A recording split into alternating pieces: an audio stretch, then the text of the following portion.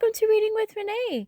Today's story is Have Yourself a Cheesy Little Christmas, written by Jory John and illustrated by Pete Oswald. You call this Christmas? Ha!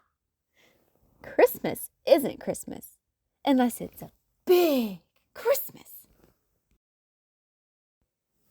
Like this. Ta-da! See? My Christmases are extreme. My Christmases are exhilarating. My Christmases are extraordinary. My parties are really something to behold. Take a look around. Are you seeing what I'm seeing? Look at this. And this. And that. And this. And these. And those. Also these. And that. And this. Oh, and that. And this. And these. And those. Ta-da! Also, not to brag, but I'm quite the stellar host. My conversation is the sparkliest.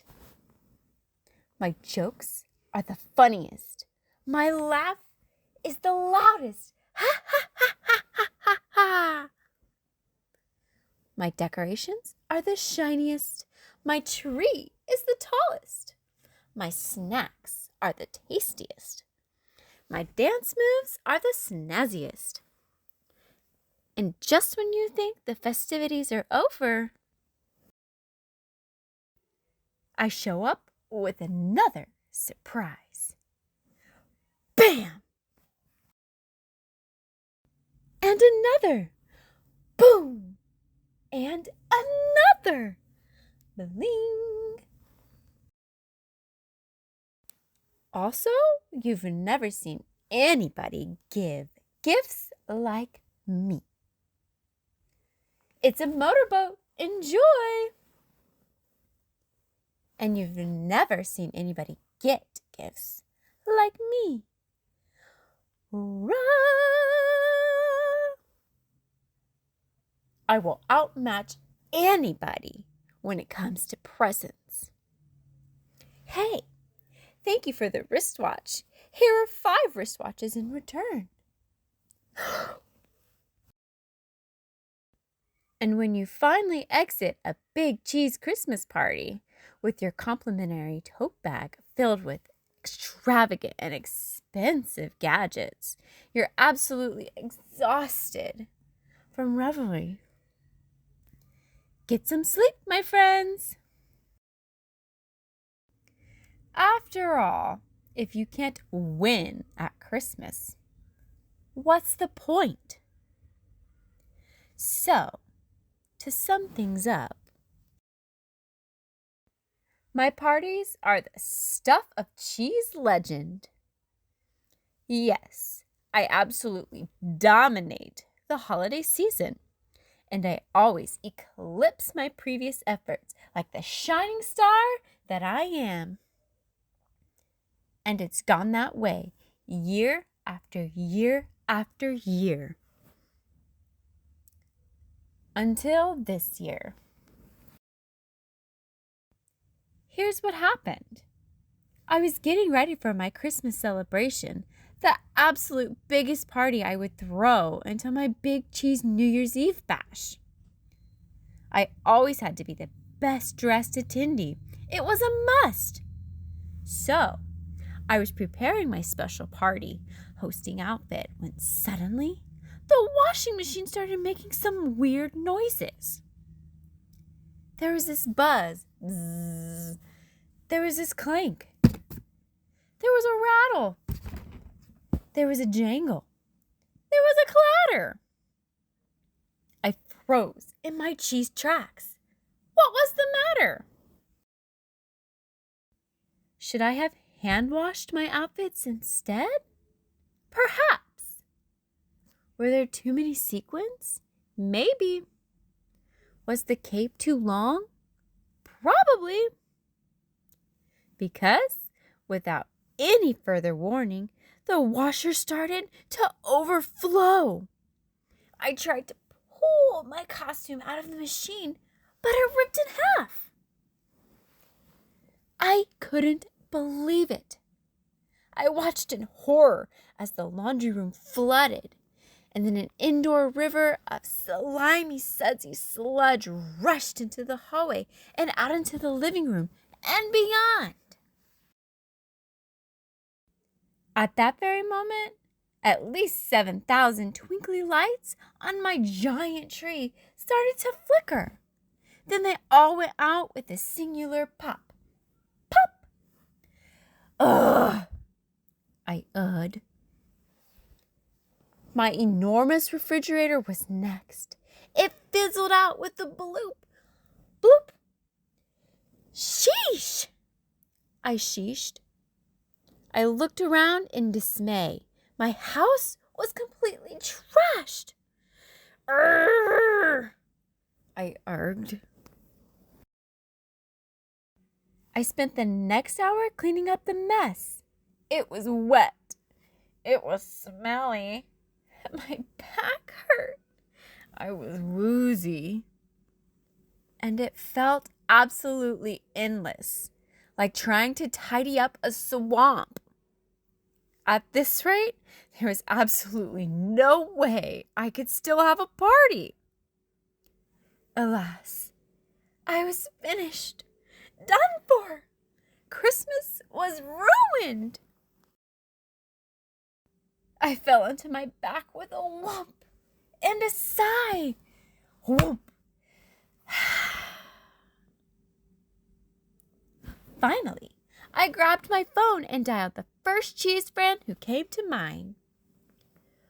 Wedge Wedgerman answered immediately. I frantically told him what had happened. He was silent for exactly 10 seconds, and then he confidently spoke up. "Don't worry about it, old buddy, old pal," he said. "I'll take care of everything. Tell folks to meet at my place at 8. I said with some hesitation in my voice. My party was about to be taken from me. But I was stuck, and Wedge was offering up a decent solution. I couldn't let my ego get in the way. Yeah. Okay. That sounds, fine, I said. "Great," said Wedge. "See you then." And he hung up. I swallowed my pride. I called my invited guests. I told them the new location.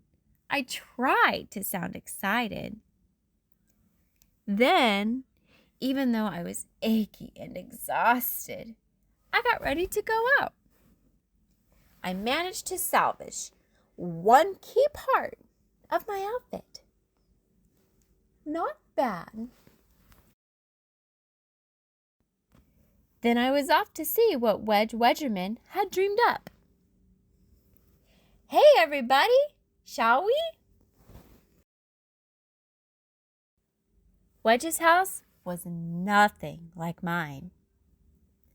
While my place was gigantic and flashy and imposing, Wedge's was small and understated and cozy. Wedge opened the gathering with a brief speech. Of course, he was eloquent and welcoming. And then there was the party itself. It was just so simple. There was no balloon drop, no rock band, no snow machine, no bullhorns, no spectacle. We simply sat and talked and laughed all evening. What kind of party was this? I'll be honest. Part of me was confused. Another part of me was jealous that I wasn't the center of attention. but somehow most of me just felt content. We took a group photo to commemorate the occasion. Say cheese! Cheese! Big cheese! And when the evening finally concluded, everybody left with a handwritten Christmas card from Wedge himself. I just shook my head in awe. Had Wedge won Christmas? Of course he had! Somehow I wasn't surprised in any way. He made it look so easy. Typical. Yes, Wedge was the shining star of Christmas Eve. I hope my party wasn't too basic and ordinary for you, Wedge said to me on my way out the door.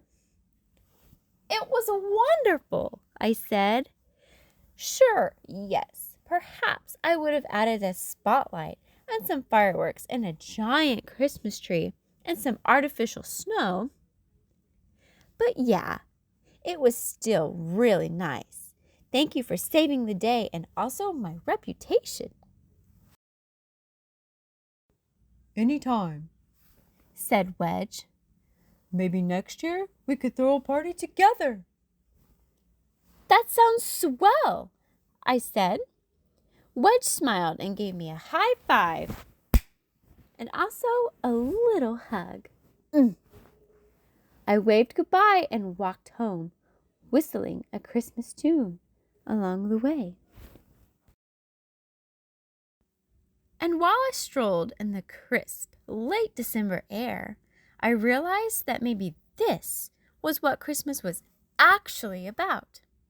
A chance to spend time with folks you enjoy, have a few laughs, listen to some good music, eat a nice meal, exchange a few gifts. Voila! Nothing too complicated, nothing too ornate, nothing too extravagant, and nothing too stressful. Nobody had to win or lose, after all. They simply had to show up and be in the moment. Of course, I can still have a big Christmas whenever I feel like it, too. Hey, it's not like my personality totally changed in a day. Ta-da! A Merry Christmas to us all! Oh, what a fun story! I hope you enjoyed it. Don't forget to like, share, and subscribe, and check out my channel for some other stories you may love. And until next time, Merry Christmas, and this is Reading with Renee.